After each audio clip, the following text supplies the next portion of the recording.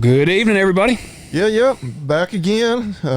Just the two of us tonight. Yep. Yeah, it's a little lonely in the room here. Yeah, it is, man. Got an empty spot over there. Empty seat over here. Hey, just waiting on one of you all out there. Yeah, I got to actually thinking, when do we need to, are we waiting till September 30th to start the giveaway? I think we could probably go ahead and put like the entry form up on the website and give everybody 2 or 3 weeks, whatever, to enter, because we obviously hit the goal. Yeah, that's what I was thinking. Give them I wanted to give them 3 week span. I feel like give them plenty of time. How close are we getting to the 200? All right. I'm glad you mentioned that, because I'm getting to kind of a crossroads on my hair. Well, like it's starting to look like creepy, like I'm trying way too hard. Well, see, it is getting to the point where, like, those you watched on YouTube, like I do kind of find myself kind of doing the hand comb, like combing over the top. I'm like, man, like this is, and I mean, I own my own business. Like I don't have to answer to anyone, but I mean, I always, like, I work for my client. Yeah. Like, I don't know. Like sometimes it's just like, yeah, it's starting to look ridiculous. Like I need to start. You got to be prepared if mentally. I'm going all the way to the skull and to the ponytail, then by golly, I'll do it. But if not, I'm going to go back to the slick shaved head. Well, here's what this is what I'm looking at. So we're sitting at 150 on Apple. So that puts us 50 short with about a little over 3 weeks left to go in the month. But we are at 114 on Spotify. Okay. When we started asking for reviews and encouraging people, we had like 2 on Spotify. So what you're saying is technically we have gotten over 200. And if people are watching, I'm getting pretty hairy over here. Like I've kind of just been like rolling with it. If I could grow hair like you, I would have no problem letting it grow to a ponytail. I mean, hell, in this day and age, that's considered normal. Yeah. But you put it in a man bun, but you don't see a skullet every day. Well, and I think the fans are not on people that have like homes and professional jobs. And jobs.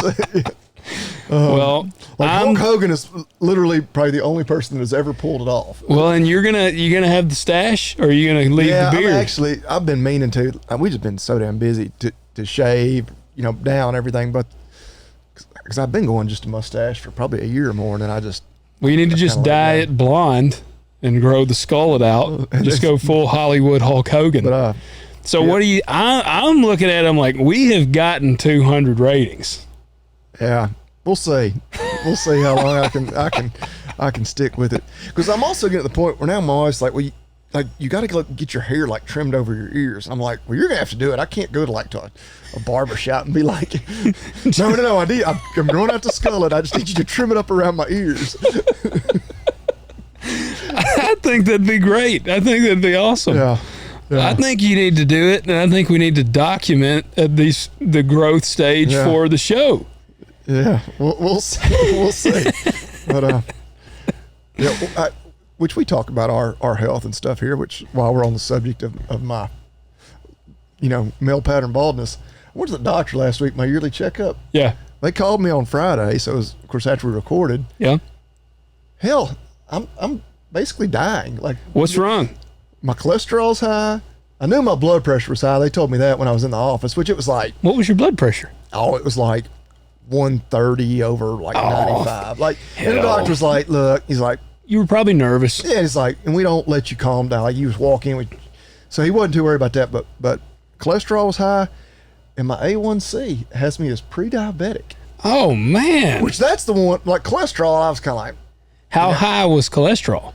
I mean, was it like way out? It was, because I'm right on I am at, when they have the like range of high or acceptable, I'm right on the outside of acceptable. Well, I'm like, it wasn't like sky high, but it wasn't just borderline either. But my my A1, because that was the one that blew me away. I was like, because diabetes is not even in our family. Yeah, like we eat sweets all the time. Well, and I'm kind of blaming it on that. Like, I had been pounding ice cream for the last several weeks. I mean, like, and I was eating straight out of the tub, so I would literally just there was nothing to gauge how much you would eat. And So I was just like, oh gosh. And so that's the one that kind of scared me, which of course my dad in his typical fashion, because he has high cholesterol, he's like, you can't help that.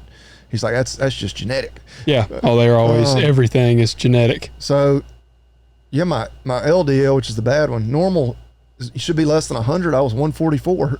Yeah. Well, like, yeah, it's not even that close to normal. Well, I mean, when I go, so I'll tell you a funny story. When I had a sinus infection last year, and I went to the doctor, and I was taking a bunch of Mucinex. Yeah. And I got up there, and my blood pressure was like 170. You're probably taking the one with pseudoephedrine in it. I think so. Yeah. And I got in there, and I mean, I had a feeling like I could feel like my heartbeat in my neck, and which I'm also at the doctor, and I have terrible white coat syndrome. I hate going to the doctor, and man, I got in there, and the person I see, my nurse practitioners who I see, and that's who I always go to. She said, "What are you taking?" And I said, "Well, I took some Mucinex." She was like, "You can't take that." She said, "Some people don't respond well to like pseudoephedrine and that." She said, "You are clearly one of them." So she said, "Stop that." Well, I went back because I go every 6 months and get blood work done because I'm tracking mainly for my testosterone. I'm trying to track that. Yeah. What was your test? Did they check your testosterone? They actually checked it back in June when I went in, and I was actually had like a swollen lymph node, and I just asked him about it because I was like, I'm not like looking to get testosterone supplement because I've read enough about it where it's controversial. Yeah, I know some people do it. I got some buddies that do it. Got some buddies that do a lot beyond that too. We could hook you up with 394. Well, that's in the range. What is it, 350 to 1,000? This says 300 to 1,000. Gotcha. Yeah. So, and I mean, did they say anything about that? No, and I asked him. He's like, "We'll check it." He was like, "Yeah, whatever." I was like, "Look, I'm not like looking to go to one of those shot nurse places or whatever." And like, I'm like, the commercials or whatever. It's like, do you have low libido or anything? Like no, my wife will tell you she wishes it was low. She wishes you had less. Yeah. But tired. I'm like, yeah, I'm tired. And it's usually because I slept 5 hours last night. Yeah. And, and we've been at softball tournament all weekend till get home at midnight. And then I'll get up on Sunday early to get all my chores done that I do. Yeah. I mean, but I was like, I'm turning 40. I thought I should ask. But, little did I know I was going to be falling apart in other ways. Yeah. Wow. That's surprising. Kind of shook me because I was like, whoa. And you do quite a bit of cardio. Like that's what surprises me. I hadn't done as much lately, but yeah, I've still been running. Even if it's just one day a week. Oh, you're in a lot better cardio shape than I am. That shocks me. Well, and I hadn't been watching anything that I eat, but I mean, I've always had a high metabolism, I guess. Cause I gained a little weight, but like 5 pounds. I still work. Like I ain't having to buy new clothes or anything. And I was like, dadgum. So I hadn't totally gone keto and cut all carbs. Like I ate some green beans tonight, and I've had rice here and there, but I've pretty much cut bread, pasta, all sweets out. I mean, it's only been a week. But, and I'm like, damn, I got to go back to 6 months. And I'm like, it better be. I will be heartbroken because I'm like, all right, I'm making serious dietary changes. Yeah. Drinking only the Yingling Flight when I drink beer. Yeah. Can't drink the Michelob Ultra anymore. A lot of carbs. No, the Michelob Ultra is your wiener falls off. Oh, that's right. Yeah, I forget. I don't drink beer enough to even keep up. Yeah. Hey, I tell you, Bush is trying to pull the wool over the farmers, man. You see them at all the stuff. I feel a little bit bad for that, subset of a brand because they've always been big into doing. Yeah, didn't they do the John Deere tractors? On the combines and tractors, big in the harvest stuff. But I do wonder how much... It was weird because, Bud Light took a major shot at corn during the Super Bowl commercial 2 or 3 years ago, making fun of the corn syrup that's in... Busch Light. Well, other beers. Yeah, and probably including Busch Light, and which was so dumb because I'm pretty sure the corn syrup, it's basically just... the sugar that's used for the fermentation, like it's not even actually in the final product of your other light beers, but whatever. Anyway, off subject. I am that. I've kind of thought the same. I'm like, I don't know, should I feel bad for Bush But then Busch Light was probably my go-to, like just cheap light beer. Yeah. Coors Light, man. That's why I was glad. I was like, well, Coors is still holding Coors strong. and Yuengling, which I've noticed around here, because used to you could find like the regular Yuengling. Yeah. But Yuengling Light was really hard to find, and their Flight, which is their like ultra light. Yeah. Like you rarely ever saw it, and now you can find those everywhere. Well, they were like, we got all this room now. Nobody's buying Bud Light. We got to get it. And I'm like that. And the Yuengling's a good, easy brand to get behind because they're, American owned still. Which I don't know that. Even like Coors and Miller, I don't know if they're majority owned by in U.S. But anyway, it wouldn't shock me if they aren't. Well, I love Shinerbach too. It's a good U.S. beer. But what are you drinking? Now Drinking they don't tonight? have a light, so what you sipping on tonight? I'm actually Pendleton. Okay, gotcha. Buck. Sporting our PBR brethren. Yeah, the Pendleton Stampede is sometime this month. It's kind of a bucket list rodeo I want to go to. Well, they did the PBR whiskey tour. They're a sponsor of. They're a big rodeo, kind of. Do they have a tranny spokesperson? I'm pretty sure they don't, but it's the Pendleton is Pendleton, Oregon. So I was like, okay, well, yeah, no, they're not. They're kind of rural Oregon. I'm pretty sure that that part of the state isn't. I mean, even though they're kind of controlled by the politics of Portland, they're not. Yeah, I wouldn't think they're quite as liberal as their friends, just a little further west of them. Well, I'm channeling. It starts. Looks like here next week, maybe. The rodeo starts out there. I'm channeling I have to wait until my kids are like. I'm an empty nester because this time of year I can't hardly travel to the West Coast for a week or anything. And that's how I am, man. I like right now. I'm about to be. Actually, tomorrow I'm going to start shelling corn. Really? Yeah. I'm going to try it out, but for our whiskey guys, I'm actually channeling my John Wick. You know what John Wick's bourbon was? Man, it's been so long since I've seen any of them. It was one I just remember I caught it. I don't think I've seen the latest John Wick. This was, I think, in the first one. Either the first or second one, because I had one of those Leonardo DiCaprio meme moments where I'm like, there it is. And he was drinking some Blantons.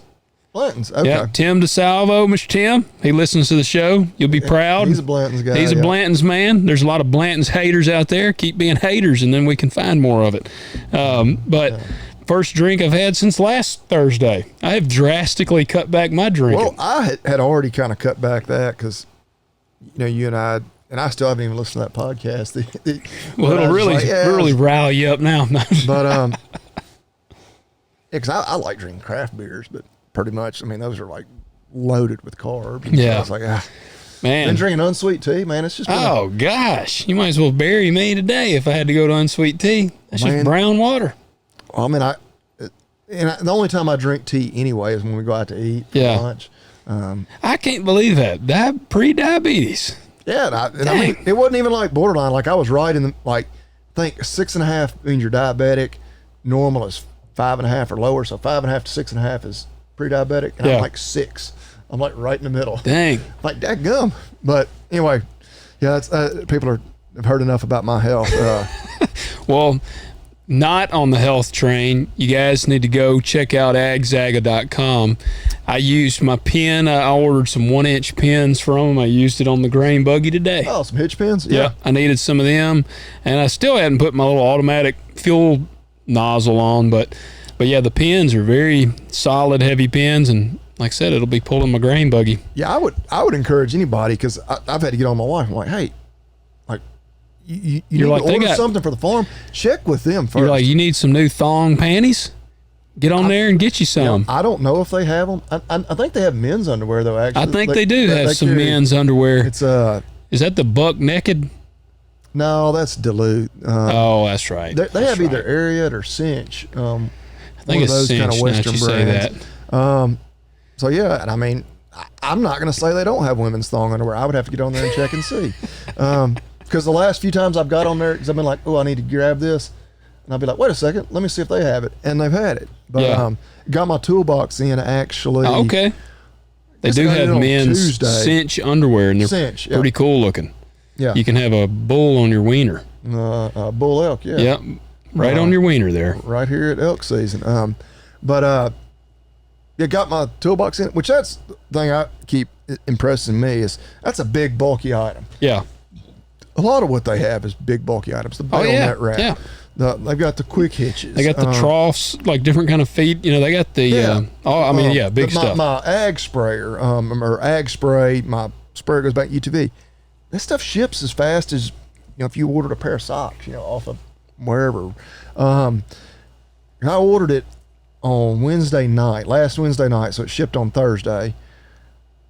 And of course, Monday was a Labor Day, and I had it on Tuesday. Yeah, it's like that's pretty dang good. But I got it on the truck.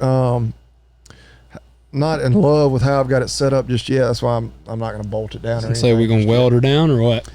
I don't know. I'm going to see if I find a spot where it ends up like, okay, yeah, it's just staying right here all the time. Yeah, then I'll get her permanently attached. But yeah, because I take my fuel tank off in the wintertime so I can use my bale bed to haul hay. Yeah. And one thing I like about that toolbox, I'm pretty sure what kind of way it's shaped, kind of that triangular shape to it, a bale won't one bend it up or anything, crush it. And it, same time it won't get in the way of the bale. Gotcha. But anyway, yeah, excited to get that. Talk Dirt. Yeah. All caps, yes. 10% off. Talk Dirt, yep. Use it or we hate you. Yeah. Go check them out. Bayonet wrap. I know bale season is wrapping up. No pun intended. That pun might have been intended. But if you're like me, I'm going to have one more cutting on probably just about everything. The last that I cut, if it doesn't rain, and I just saw like the 7-day outlook, like that, I guess, I don't know which group puts it out, the National Weather Service, whatever, for expected rainfall over the next 7 days. What are we looking at? We're in a white area, like nothing. Well, that's good for me. Starting corn, it'll be good. Unfortunately, y'all go to agzaga.com, use that code. You won't regret it. Do that. Support them, and you're supporting the show by doing that. But, dude, that's one of the things Dad and I were talking today. The granary that was struggling last year because of the river. Is the river down again? The river is getting down, and they're expecting it to be down, so they're already like expecting it to be probably pretty similar to last year. So will Hell's Point be only outlet? And I'm glad because I'm like 95% Hell's Point this year. I went ahead and I said, man, I'm just not going through it.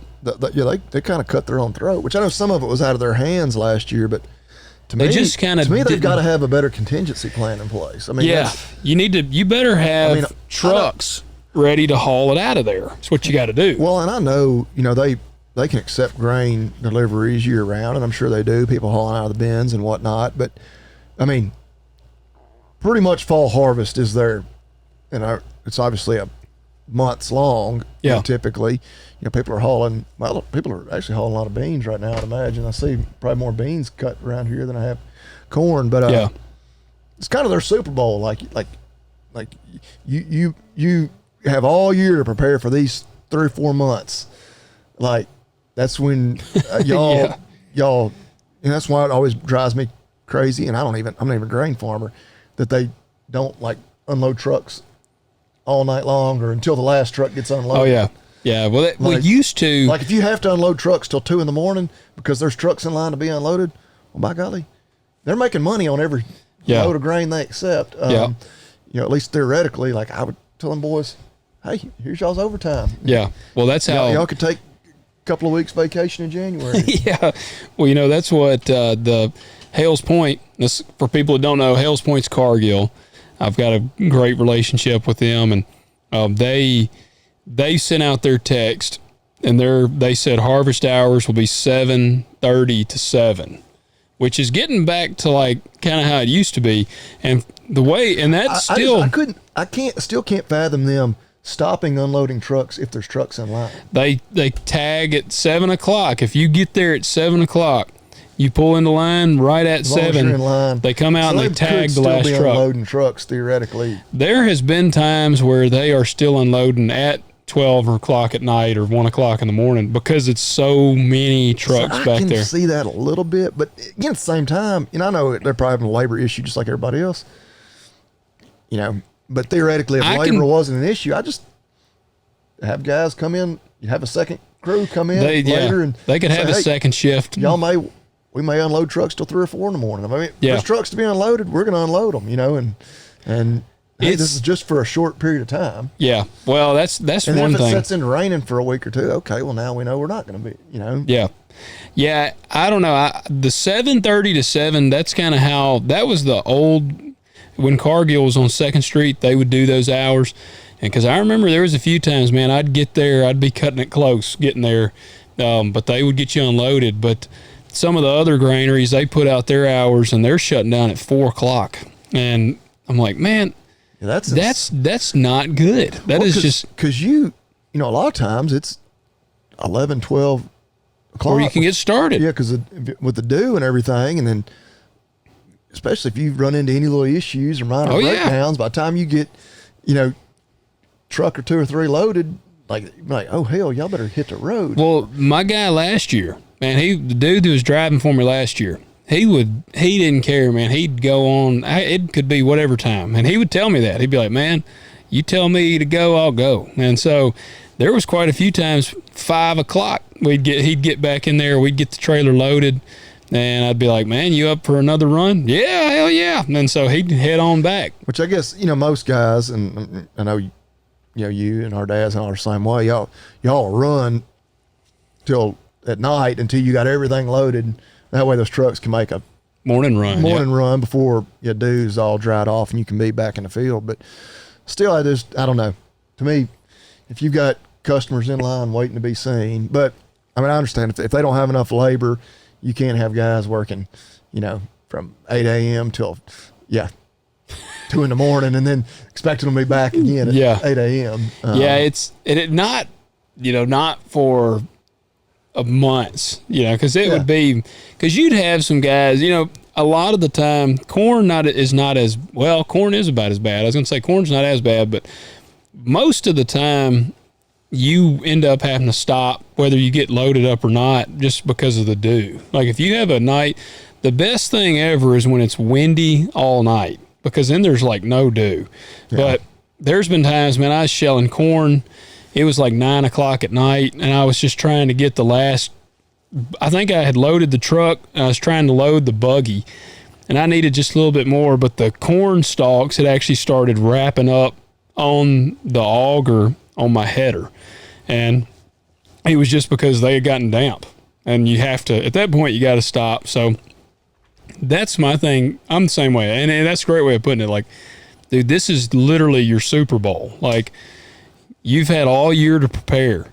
And already, see, right now, if they're already thinking, okay, the river is going to be a problem, then in my mind, you go ahead and keep your bins low on the supply. Like keep them as emptied out as you possibly can. Get as much storage you're ready to go as. Yep, and start lining up guys to haul it. Because see, last year I heard that they were having to obviously manually, they were having to haul grain on big trucks out of there to take them somewhere else.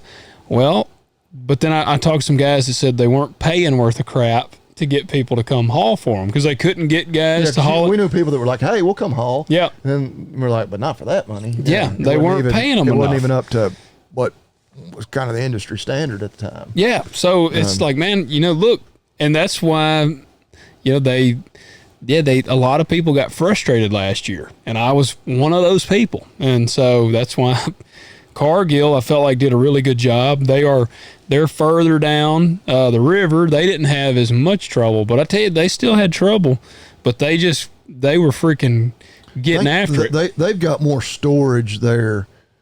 It's a whole lot newer facility. So yeah, I mean, that is a killer facility. Have you ever been down there?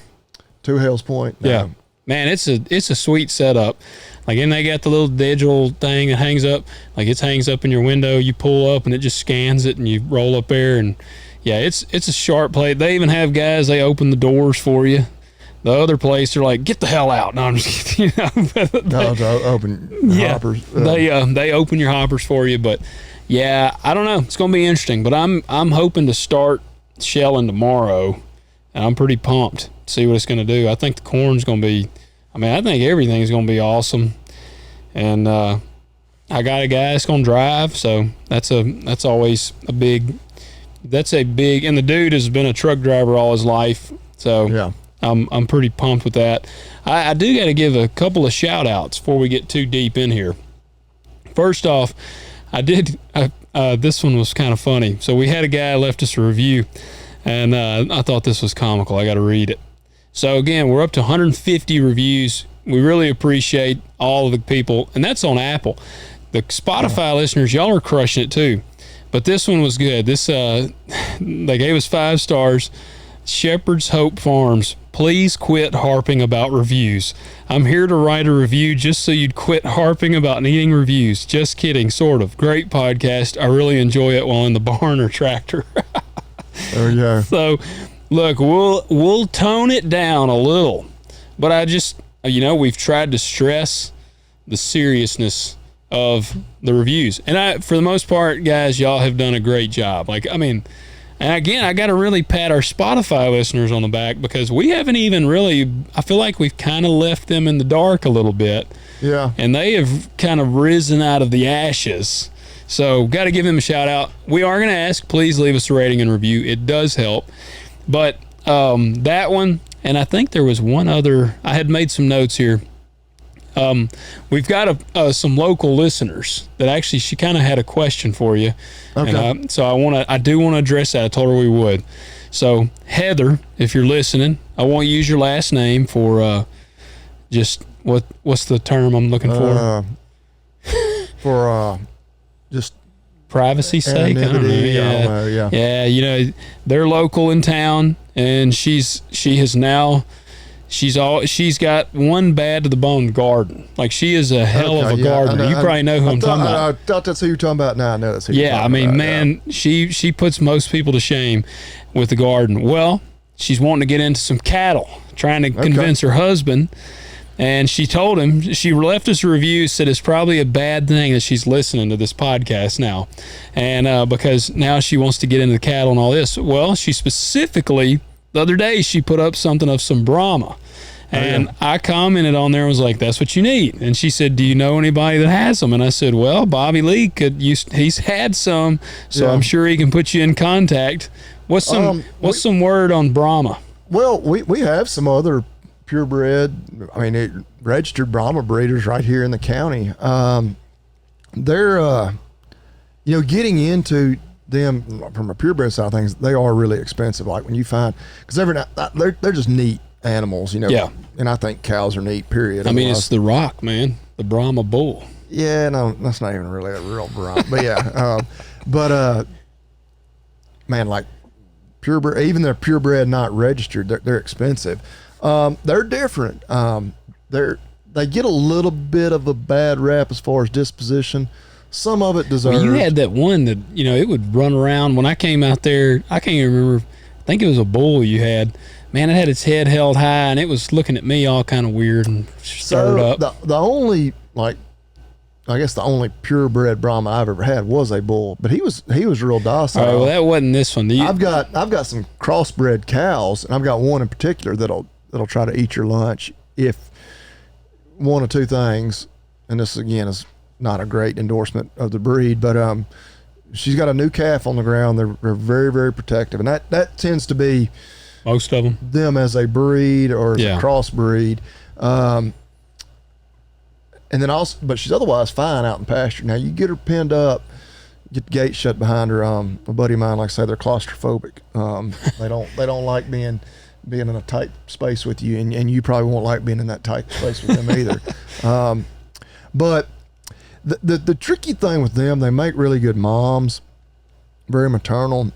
They are different though, and just as far as marketing calves, you're going to take a pounding at the sale barn. Just because they ain't Angus or calves, what? Well, they, when it comes to the way they feed out, they're just different. Yeah. And if you're crossbred calves, if they're like 50% Brahman, they just got too much Brahma influence to them.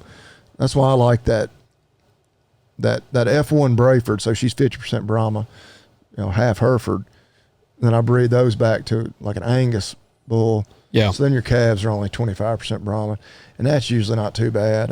Very heat tolerant, but like if they're going, if you're selling a market where you got a lot of guys sending them north to be fed out, but they don't want those calves going north to be fed during the winter. Yeah. They need to stay, kind of more in the southern plains and kind of some feed lots more in that area. But yeah, they're different. Of course, you can do the whole register thing. Like I know people who do that. But that's definitely outside of my area of expertise and more paperwork and other things to keep up with and what I'm interested in doing.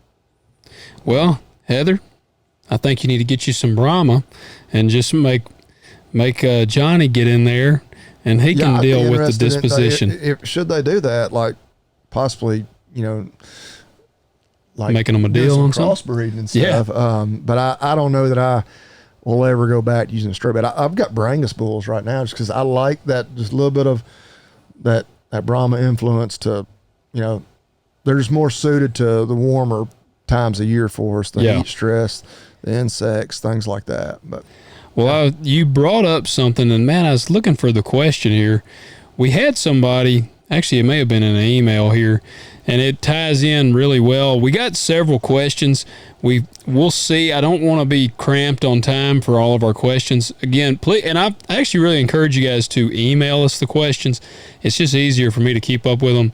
You can write us on Instagram and all that. That's fine too. But go to talkdirtpodcast.com and the contact. You can submit your questions there. It's easier for me to keep up with them. But we had a guy write in here, and I think it was this one.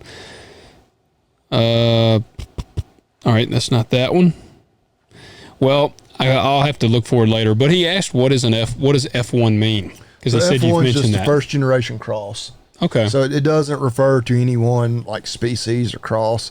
So like when I say an F1 Brayford, that means you had a Brahma, purebred Brahma on one side and a purebred Hereford on the other side, which it could be your Brahma could have been your bull or your cow and the Hereford, vice versa. But I mean, you can have F1 Brangus. I mean, you can have F1 crosses of, other species. Even. Yeah. It doesn't have to be. Well, like the big one in dogs these days is the golden doodles. I knew you were going to say a doodle. Or any of the crosses. Look, I'm sorry for any listeners. I just can't get on board with the Labradoodles. I'm sorry. They're good dogs. It's funny. I mean, it's just a crossbreed. I mean, it's a mutt basically. It's a mixed breed dog. They make pretty good dogs. But they're just, I'll be honest, the Labradoodle, they're just kind of gay. They're just kind of gay dogs. Man, I've never seen one that I thought that was a man's dog right there. I don't know. Working with dogs every day, I would take them over a whole lot of other breeds I see. The one that I've been around one, and it had a very friendly disposition. Well, so like on that subject, like say a golden doodle. So you got a golden retriever that you're breeding to a poodle. So that their offspring would be F1 golden doodles. Now then, where you have golden doodles that wouldn't be F1s is you take one golden doodle, breed it to another golden doodle. So are they F2s? Well, if the first two were F1s, then that next generation would be F2s. Gotcha. But like and just like in Brayford cattle, there is a Brayford breed, and I think they are actually like 5/8 Hereford, 3/8 Brahman, but I'm not certain of that. And they're like an actual registered breed, but they're not F1s. A lot of people like for just true, good cows, the F1. But same with Brangus.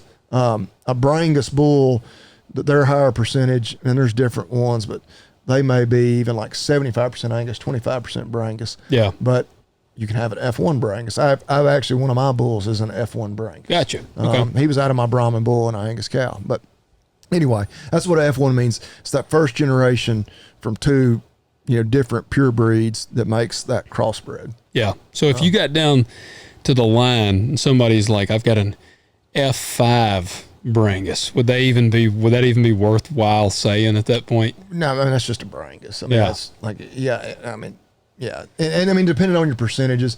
Now, because again, technically, like an Angus or a Hereford or a Charolais or whatever, is a different species technically than a Brahman. Yeah. You're talking about Bos taurus versus Bos indicus.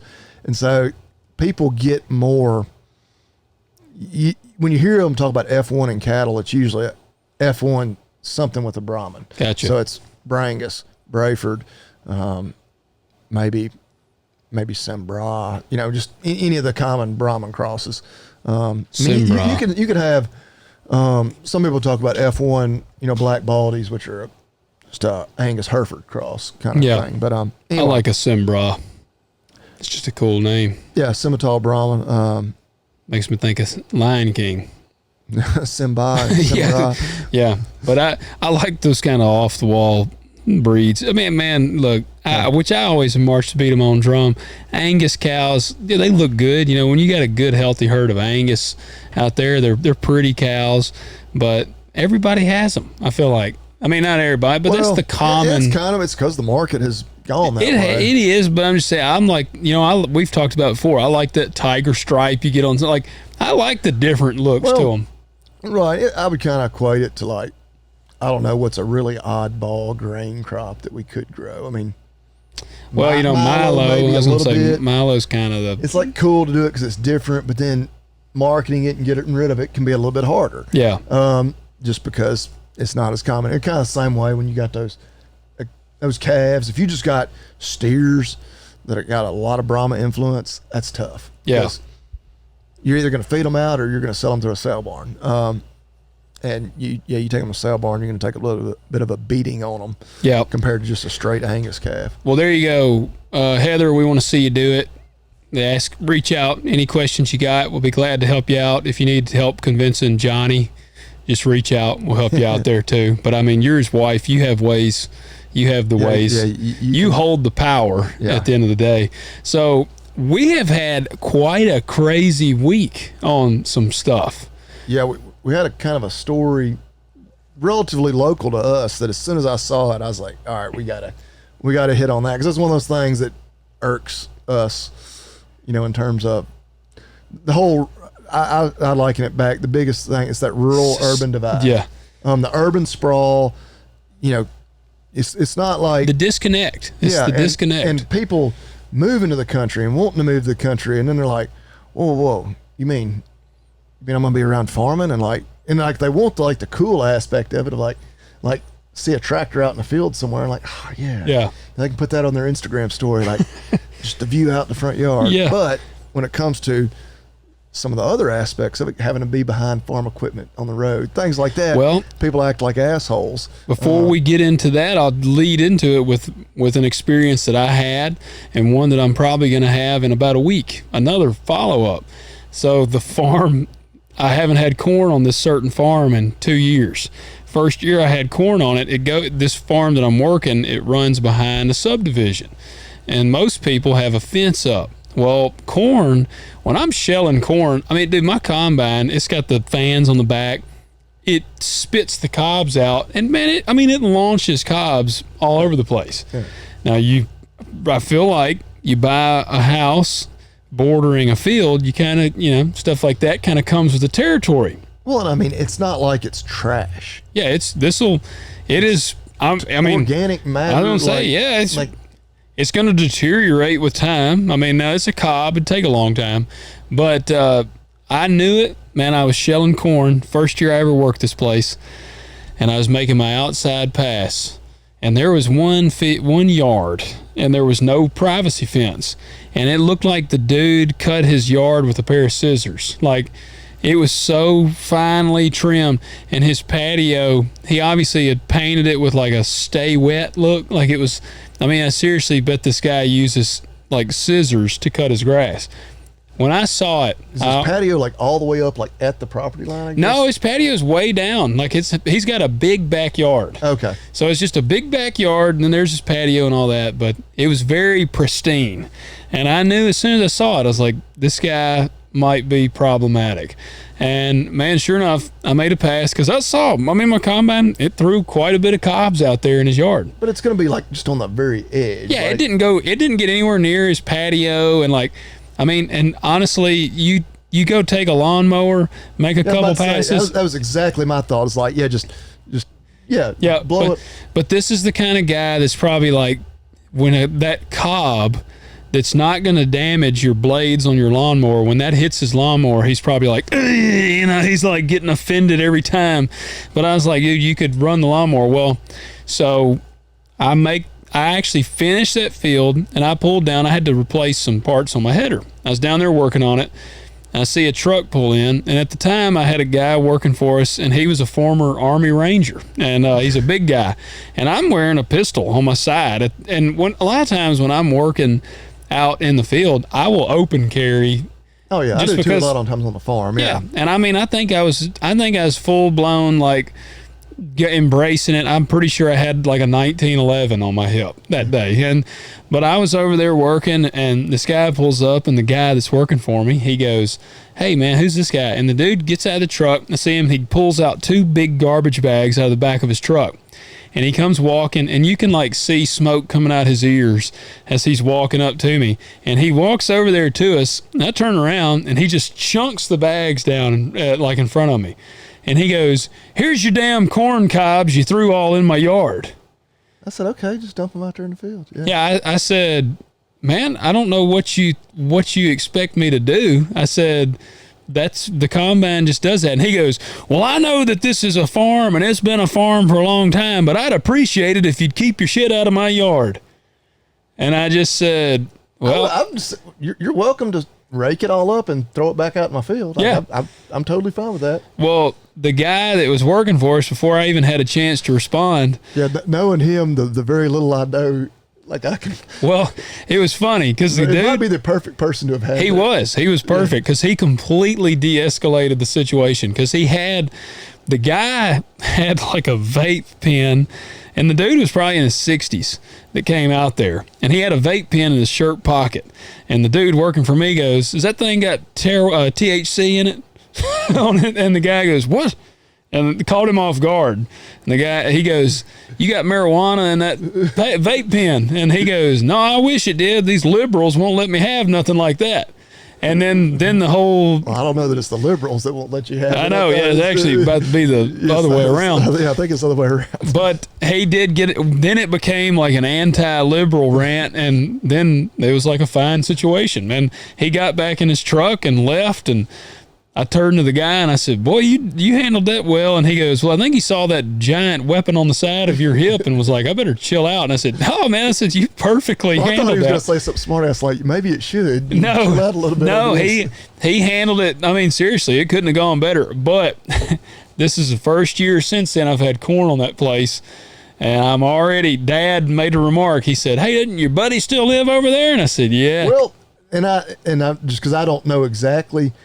So do you plant all the way up to the very inch of the property line right there? Pretty dang close, yeah. Because I would say, even if it was only a couple of feet barrier, it's going to be, unless he's mowing way over onto you. No, there should be a bunch of ragweed or Johnson grass or whatever else is going to. He probably does mow all the way up to it. Well, I would say, look, I'm gonna hold over 4 feet, whatever, a tiny strip.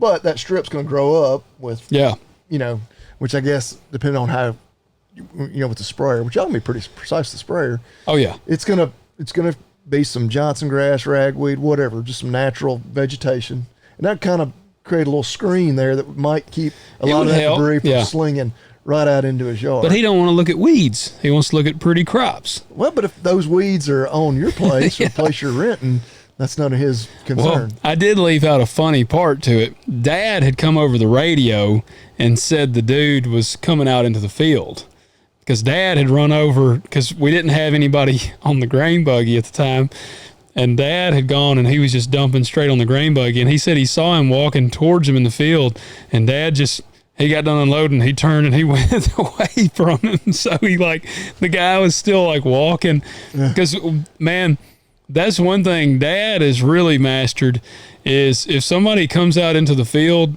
he just goes the other way, because he's had enough of those moments where people are wanting to bitch about something. Yes, it's never like you don't see them. Yeah, you just keep going. We had a guy follow us on a lawnmower. He finally drove his lawnmower out into the field because he just got tired of walking. But yeah, man, Just wanting to complain about different stuff? Yeah, a lot of times spraying. The dude that I threw these cobs in his yard, he was videoing me spraying. Next time, the next year, I was out there spraying one day, and I saw him standing in his backyard videoing me. I just waved. Yeah, I did. I just was like, hey, because I wasn't doing anything illegal, wasn't spraying when it was too windy.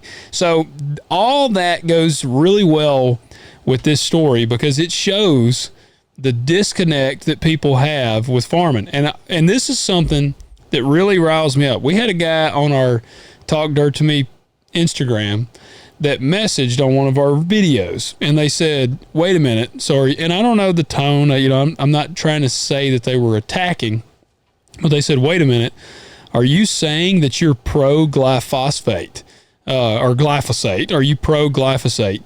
And I said, yes, because until we have a more effective herbicide. Yes, I said, but for the time being, I also put in there, I'm trying to minimize as much of the chemical as I have to use, but it is still an essential tool that I have to use. And they never wrote back. But people have such a disconnect, and this is a prime example. And it's our friends in Jackson, Tennessee. Yeah. Griggs Farms, just a little bit north and east of us over, which they're actually, I think, Humboldt is where they call home, but they're, which I guess that's just outside of Madison County. But as far as I'm aware, is Matt and Kelly. Yeah, Matt and Kelly Griggs, but they farm quite a bit in Madison County and quite a bit actually in the city limits of Jackson, Tennessee. Which for people outside of our area, Jackson is actually it's the second biggest booming city in West Tennessee. Of course, Memphis being the biggest. Which Jackson has exploded over the last. Well, all these rural kind of areas we've seen, a lot of people move in, from. They want to be near that farm ground, man. Especially with COVID, which I had to look it up because I was like, how big is Jackson now? Just under 70,000 people. You pulling out the cheat sheet. I was just like, it got me to thinking. So 2020 census, they were at 68,000. I was actually surprised. Madison County as a whole is only 98,000. So dang, of course, wow. Most of the county lives in Jackson city limits.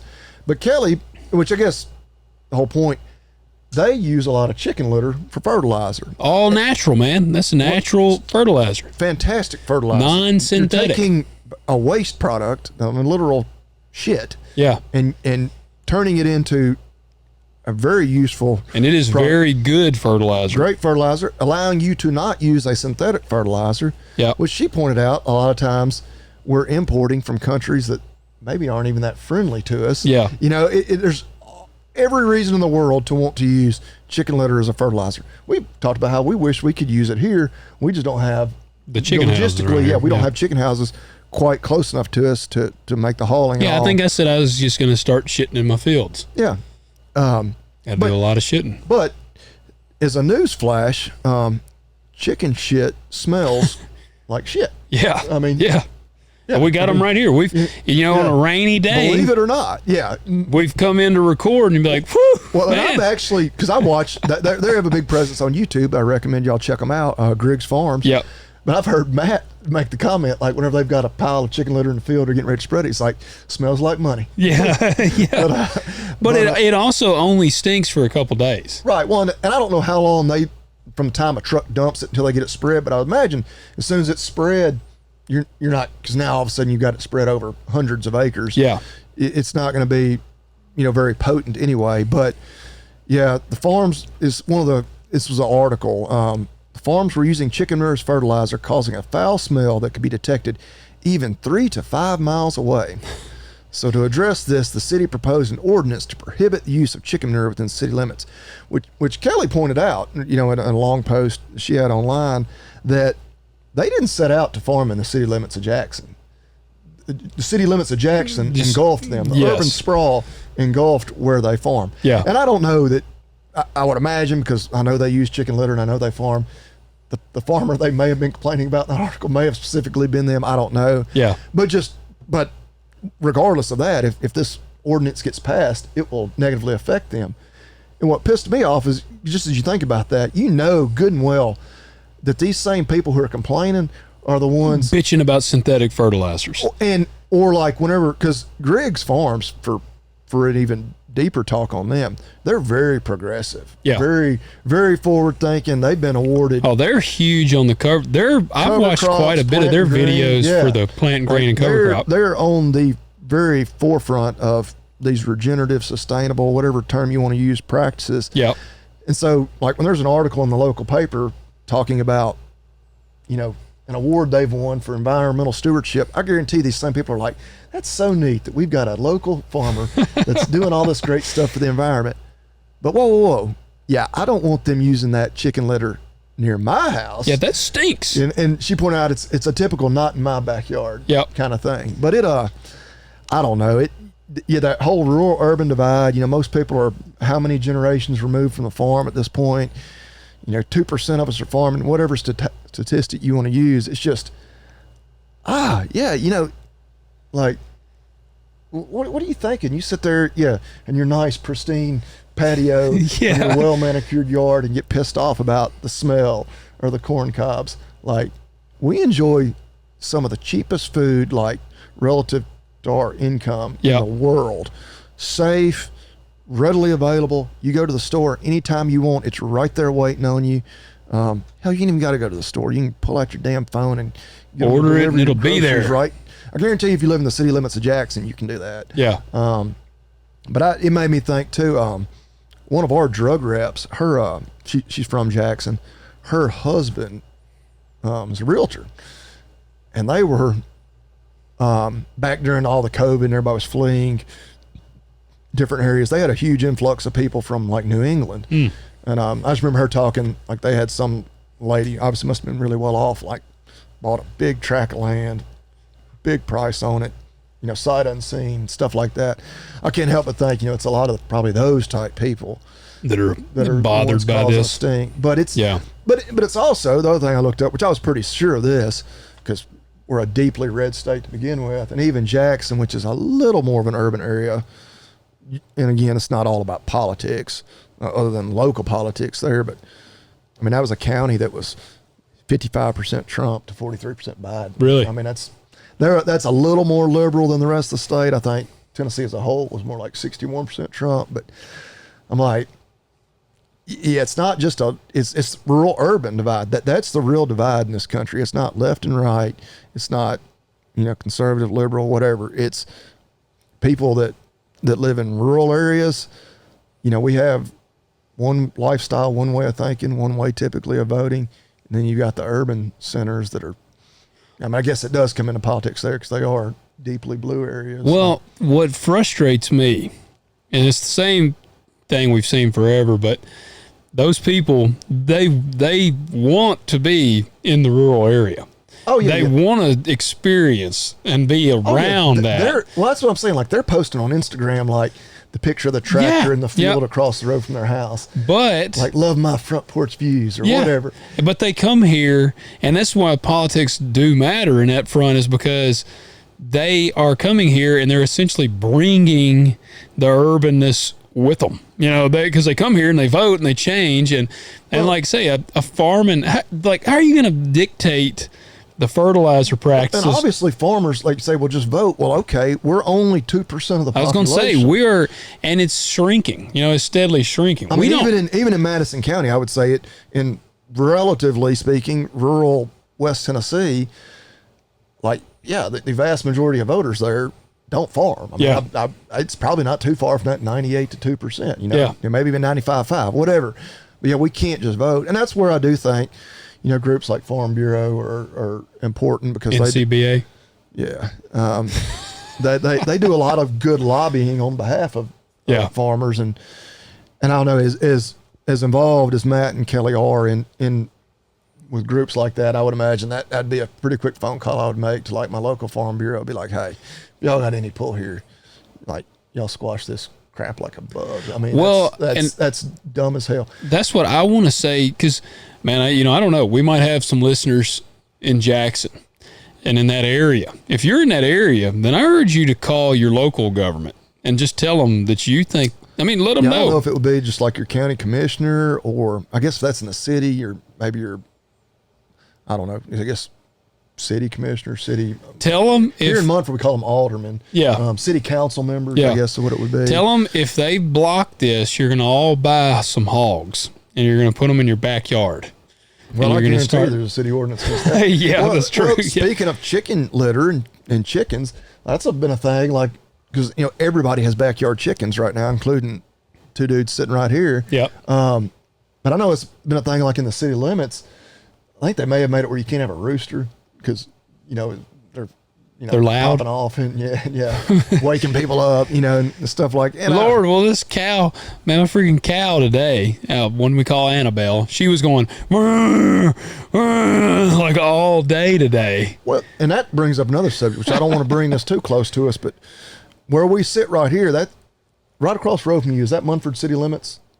I think it actually, I thought it stopped right down, like right at the other side of my driveway. I might look that up while we're sitting here. But where we live, urban sprawl, or not where we live, where you live, where we sit. All that, dude, I know you can remember because I can remember all of that over there was fields. Yeah, directly across the road from where we're sitting. And Logan lives here, where the house that our dads grew up in, our grandparents' place. Yeah, a lot of Hank's lineage been here. And this was definitely out in the country way back then. Now it's, we're surrounded. I guess directly across the road is a big subdivision. Yeah. There's still farmland adjacent for to us. a little while, even behind it, but it's, it got purchased by a developer. But that's what I think about that all the time. Like all this out here, man, I used to like. But I mean, I've had talks with people, because obviously we have cattle out here, and during the wintertime, a lot of times they feed cattle out here. And the smells, which I mean, of course, I don't notice the smell. Hell, I'll be honest with you, I like it. Yeah, I'm the same way. Like I think I like the way cows smell. I do too. I like walking out and. Which maybe I'm a weirdo, but well, I guess we're both weird. But we've had that talk. Like, wonder how long before somebody complains. Yeah. And like, so. Yeah, I don't want to talk too much about that. Give anybody any ideas. But, I can't. They can be loud. They can be loud, and they do. Technically, where the city limits ends, because I wasn't sure if. Part of me was wanting to say, I believe that is actually city limits right across the road from us. I mean, it might be, but I think it stops at the driveway, like on the left side. That's just zoning as far as residential. Well, I do. It's weird, man. People, because like I said, these are the same people that would support or would promote and be like, oh, these farmers, they need to go green. They need to use less of this and less synthetic. And then it's like, okay, well, we'll try that out. We're going this route. I mean, and again, chicken litter is great. They want you to do it, but they don't want you to do it not where it's going to. Yeah, they don't want it to cramp their style, man. Yeah, they don't want to have to smell the chicken litter, but they're all cool with you using it. Like, that sounds great. Like, oh yeah, that's fantastic. Let's use. Now I think you're right. I don't think the city limits technically include those right across the road from us. Well, then we can. If somebody complains, we can stand out there and just flip them the double birds. Then. Yeah. Yeah, man. We'll put a big sign up. Tell them to go pound sand. Move back to San Diego or wherever they're from. Yeah. But that's pretty neat. Yeah. But we are. I shouldn't say neat. It's frustrating. It is. I would hope that they get that shot down and they're like, no, like, and it too, like you said, it's for like, and I don't know how long the chicken litter gets dumped. I'm sure it depends. If they get a bunch of chicken litter delivered and then it sets into raining, okay, it might sit there for a few days. Yeah. I'm not talking specifically about Griggs, but just in general. I think typically they probably get it delivered and they want it spread as soon as they can. Yeah. So I mean, what, for a day or two out of the year you have to smell that? I was gonna say the smell would be gone pretty fast. Yeah. I reached out to you the other day. I had smoke problem at my farm. Yeah. I don't know if it's still the same fire burning, but what we finally determined was it was our county landfill. Yeah. Your favorite burning brush. You talked about how good it makes you feel when you pull up there and see the pile of dump trashed, and you say it just warms your heart to see all that. Oh, at the landfill? Yeah. I actually don't ever go up there, so no, I'm sure.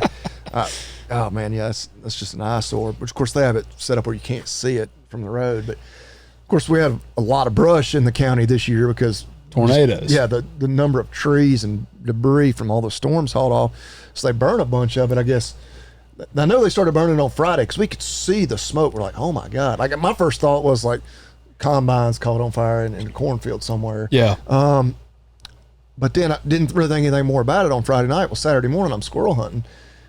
And like, I guess because the wind was just right on my farm up the road, like, man, like I could just smell it the next morning. And then I actually had to drive up there tonight, you know, in that general area. And it was smoky again. Still. So really? I don't know if it's still just the same ongoing or if they started burning some more. But I'm like, I mean, I'm not going to call and complain about it, but I'm like, I'd hate to be somebody that lived right around there and was like having to smell that smoke all the time. Yeah. You know, while they're burning all that. Yeah. But hell, that's the government. So you know you can't do shit to them. Well, that leads me, if you want to cue up our commander-in-chief, All right. I got a good one for us tonight. We may have discussed them once before, but it's very relevant for right now. I probably know which product you're going to talk about, or which company. Is it going to be Liberty Safes? Yes. Let me start off with 2 words. Made in America. All right. So it's in reference to Liberty Safes. Okay. So I'm sure for those of you that don't know, because there might be some people that don't know. Marcy didn't know. She don't follow that stuff. My wife wouldn't have a clue either. But Liberty Safes just recently just have damn near Bud Lighted themselves, if they haven't for certain. But they were approached by the FBI. Now, there's still a lot of stuff we aren't positive on, but supposedly the FBI, they had a subpoena to search a guy's house. Yeah, it all goes back to January 6th, which and they don't most of us believe that's a bunch of bullshit anyway. Well, and they're not even sure that, from what I'm hearing, I don't even know that the guy was there. Yeah, like, but they had FBI had a search warrant to raid his house. Like not just search his house. They held his girlfriend at gunpoint. Shot his dog. If he had a dog, the only reason they didn't shoot his dog would be because if he didn't have a dog. Yes, that's their thing. Them and the ATF, they like to shoot the dogs. That was one of the big things at Waco, Yeah. And how that, when it was in court, one of their stories were contradicted about the agents talked about how scared they were of the dogs, but they shot the dogs. That's, I think, how they proved that the government shot first. Because the first thing they did was they shot and killed the 2 dogs. Yeah. But anyway. Always the dogs. You had a warrant to search his house, but cut off all his cameras. Like, he had surveillance cameras at his house. Like, you don't cut off the cameras or lose the footage. No. I mean, but Epstein's cameras were off in his jail cell. Too. Yeah, they're real inconsistent. Them things just it's convenient when the cameras aren't ever running when they need to be running. No. Well, so he apparently had a Liberty brand safe in his house. The FBI approached Liberty Safes, told them they needed a passcode to get in. And Liberty Safes provided them the passcode. They have a master code, and they used it to get into the safe. Well, this has been one hell of a crap fest for Liberty because the warrant Liberty was not subpoenaed. Right. They were not. It's the same thing like Apple all the time. And Apple has told the government to go That's kick what rocks. I'm going to say. It's crazy. Apple, as liberal as they are, told them no. I guess anytime anybody's involved in a crime and they want to get into their phone and see what they've been doing, Apple tells them no. Like, you can't, just because you have a warrant doesn't mean we have to do that. One guy did argue, because I've watched a few different guys talk about this. One guy made the argument because someone brought up Apple, and he said, yeah, but you look at Apple. He said Apple is a massive powerhouse. He said probably the most powerful companies in the world. Yeah, he was like, they have enough power to essentially stand up to something like the FBI. He said Liberty Safes does not. Right, tiny company in comparison. Yeah, and now, so couple of the things pretty much they were not obligated to do that. No, that's pretty much the consensus. What's bothered a lot of people is they really didn't ask for, like, as soon as they were approached. Like, okay, they folded like a cheap tent. As soon as Field Ethos wrote an article about it. Yeah, fairly quick. I haven't read theirs. I read it. It was pretty quick read. I thought it was pretty objective the way they looked at it, and then Well, I'll ask you because you ever heard of T-Rex Arms? No. It's Lucas Boykin. Yeah, he has that. That's like their emblem. Yeah. They're in Tennessee. Pretty sure. okay. Yeah, he's Yeah. and he is a freaking gun slinging machine. But his name's Lucas, and he can run the hell out of a gun. But his company is T-Rex Arms, and he put out a video today, and it was on. He was kind of talking about, he said, one thing that might surprise you, he said most gun manufacturers have been subpoenaed by the government to release certain information. He said, and most of them have done so. He said, so that would surprise you. And then he mentioned that their company, T-Rex Arms, because they sell holsters and things, he said they had been approached by the government one time, the FBI, for a dude that bought a holster from him. They wanted more information on him, and he was a Canadian, and they initially told him no. And he said that they came back, we're like, we got to have it, and they said, you're going to have to provide us a reason, more information, all this. Well, the guy was a member of ISIS, and they were like, they had known confirmation he was in ISIS. They were trying to track him down, all this stuff. So he said, so we provided them the information. And he goes, which it wasn't a lot of information. He bought a holster. But he goes, so my question is, should a company like Liberty go down in flames? Like he said, let's say the situation were this, and the guy is a pedophile that's trying to, that got caught. They're wanting to raid his house. And he said, should a company like Liberty Safes go out of business to uphold the rights of a pedophile, or what? And so he said, so it's... Well, that's where I would say get the subpoena. Like, make it legally binding to where they're like, look, our hands are tied. We had to do this. Boom. That would be my comeback to that. I mean, yeah, that's what I would do. I mean, other than a lot of government pedophiles we have running our country, wants the pedophiles caught. But and an ISIS guy, you would want them caught. Now, where it would get hairy to me is, see, and that's why, again, I'd be like, well, you're going to have to subpoena us. You're going to have to literally force us to have to give this information up, because my problem is, if you kind of open that door, what's to stop them from saying, I mean, Mike Glover that I had on Living Fully Loaded was listed as a domestic terrorist. Oh, yeah. And he total bullshit. Yeah, like he's not a domestic terrorist. So it's like, all right, what's to stop them from then? And then you have a company like Wine, they say, well, this person is a known terrorist, Well, the whole January 6th thing was just it was a much to do about nothing. Like, well, you saw where they arrested the, I don't keep up with this, the Proud Boys. yeah. Did you see what happened to the guy that was like in charge of the Proud Boys? He's being sentenced to like 30 years in prison, and he wasn't even there. Well, and then was it Ray Epps? That's the name that keeps coming up. He was like one of the main instigators there, and they haven't done anything to him, and everybody's like, yeah, it's because he's a Fed. Like, yeah. The guy that was pretty much trying to rile everybody up there. Was he the dude dressed up like the Indian chief? No, I probably shouldn't speak on it too much because I hadn't, just dove into it that deep. But everybody's like, if he wasn't a Fed, why isn't he arrested? Because he was like on all the videos, everything, like he's the one like stirring up all the trouble. Yeah. They're like, but yeah, that's just it. Like that's the only he was explanation. planted. You're like, right. He was there trying to get them riled up. Yeah. And trying to instigate unrest. And it's there's actually one of my wife's cousins, he's actually military, and it's always funny. He shares a bunch of very libertarian kind of anti-government type memes, and it was basically said the FBI, whenever they're going after one of their own citizens, and it's like a roaring lion, and it's like the FBI, going after corrupt corporations and politicians, and that's a baby kitten. Little kitten, yeah. It's like, yeah, that's exactly right. Like this dude, like by all means, wasn't any threat to anybody. Like you said, wasn't even there. Like they hold his girlfriend at gunpoint, like, shoot his dog. Yeah, but well, sure, like I say, if they didn't shoot his dog, it was only because they didn't have an opportunity. Yeah, yeah. Well, I don't know, man. I'm one of the points. So what's the company? Well, real quick, before one of the points the guy said, he said Liberty Safe was the low hanging fruit. Yeah. Because he said the ultimate. In a way, I'm like, man, part of me is like, I thought the field ethos, we might, go to their website or whatever and read. It was a fairly fair article. Like they didn't just rip them to shreds.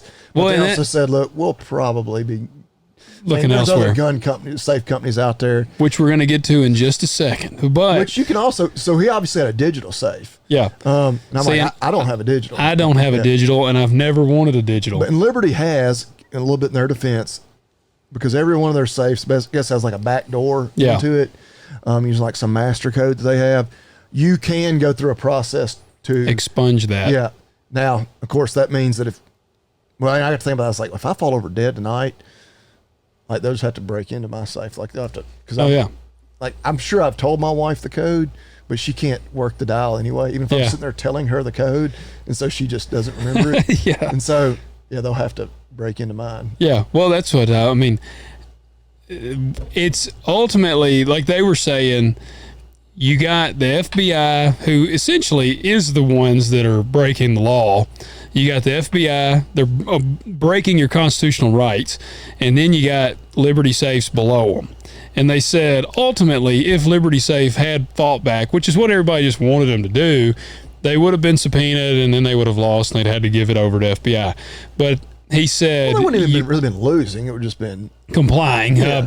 But he said, you can't attack, you're not going to disband the FBI. So he said, so the low-hanging fruit is Liberty Safes. We'll just run them down. So that's kind of what he was looking. And so, I don't know, but I will say this. Winchester Safes is what I've got. That's what I've got too. And we probably got ours at the same place. Yeah, they are made in the USA. It's like all over it. Like I got a magnet up on here. We might have. We have done them before. I was about to say, yeah, because as I say, I know. Mine, now, I do want to point out another. They were way back in the old days. Oh, yeah. So, yeah, they're worth hitting again. They are. That's what I was thinking. Now, there is a company that what I always said. They were within the first 6 months or so, yeah. Yeah. What I always said Coors Light should have done amidst all the stuff, there's a company called Graffinder Safes, and they're all made in America. They're very similar to the Liberty Safes. Now, they claim to be even higher quality, and they have been commenting on all of Liberty's stuff, and they're like, we do not store anything. And then they said, we believe it's the own person's responsibility to maintain their code. And they said, so if we were ever approached, we ain't got nothing to give them anyways. And so that's one of their things. They're made in USA. That's a Graffinder Safes, if you want to check that out. But I have a Winchester. It's made in USA, and it is dial. Now, Ryan Kleckner, you familiar with him? Mm-mm. Well, he was a sniper. I had him on the other show at one point. He was a really good sniper, and he put out a video, and he talks about, he said, I don't use digital safes. He said, I think that's a bad idea anyways to use the little digital like thing. An EMP attack. Yeah, that's what, I talked to a buddy today about that. It may be a little bit like kind of doomsday prepperish. But aren't we all supposed to be a little bit that way? Yeah, being a little bit that way. Yeah, so, but Ryan said a lot of the companies, Winchester may be one of them, they have like a code they could get into the safe with.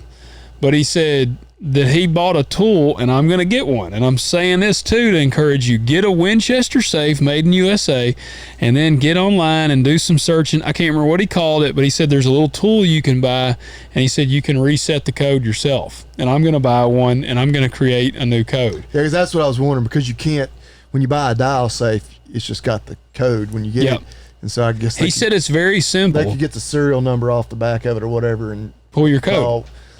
Which, I mean, Winchester might say, whoa, we destroy all that information once, I don't know if that's, I would venture to say after this fiasco, I wouldn't be shocked if a lot of safe companies don't start saying, we ain't got nothing. Yeah, you're going to have to come to us. Yeah. Well, or we don't have it, so it doesn't subpoena. If you lose your code, buddy, you can wipe your ass with that. 'Cause we don't have the code anyway. Yeah, and that's what Graffinder, that was kind of their stance. It's like, you can subpoena us. We literally have nothing. Stance to have, because they just wipe their hands of it. Yeah. Now, I guess in response to that, I would dare say that it'd be interested to hear like how often people call in and need them to like give them the backdoor code because they've forgotten it, or the safe owner died, and I'm sure that's a very real scenario where I bet that happens all the time. Well, see on Lucas's on the T-Rex Arms page, some people commented on there, and they said that they have buddies that had lost their code to their Liberty safes, and Liberty told them that they would have to contact a locksmith to enter the safe. I did see some comments that were like that, and like that's pretty unforgivable there. Yeah, and that's what you'll help the FBI lawfully, or at least pretty much unlawfully break into somebody's safe, but you won't help somebody get into their own safe. Well, that's what Lucas responded to him. He said, "Big gay if true." That's like, yeah. So guys, check that out. Winchester safes. They are made in USA. They have not given out anything to the FBI that we know of right now without being subpoenaed. And get you a thing. Change your code. I mean, I'm going to order it and do that myself. Yeah. Because guys, I mean, I feel like we're getting encroached upon more and more every day. Now they don't even want us using them good chicken litter for fertilizer. Yeah. So it's only going to get worse. So be prepared. We do ask, leave us a rating and a review, and go to agzaga.com. Yep. Talk dirt, all caps, all one word. Browse around. We can't tell you everything they've got on the website. I'm going to tell you a few things. You need to check it out. All the toys and whatnot. Christmas won't be too far away. Yeah. Harvest season is coming upon us. It is upon us. Slow down. Watch out for equipment. Don't complain. Yeah, if there's chicken litter in the field across the road from your house, they're going to get it spread. You don't have to smell it for long. And just hey, think about it like Matt does. It smells like money. Yeah. It smells like cheap groceries. Yep. That's a good way to put it. Smells like cheap groceries. Smells like cheap groceries. Yep. You need to think about that. And we do encourage you. I would really encourage you guys to go check out the Griggs YouTube. We need to rally behind them. They need to like. I'm gonna take credit for that, because Matt would say smells like money. Smells like cheap groceries. Yeah, that's what they need to tell everybody. Go to the city council meeting next time and say, "Hey, you know that smell? Smells like a cheap, safe, reliable food supply." Yes. Yep. All right, guys. Thank you. Catch you next week.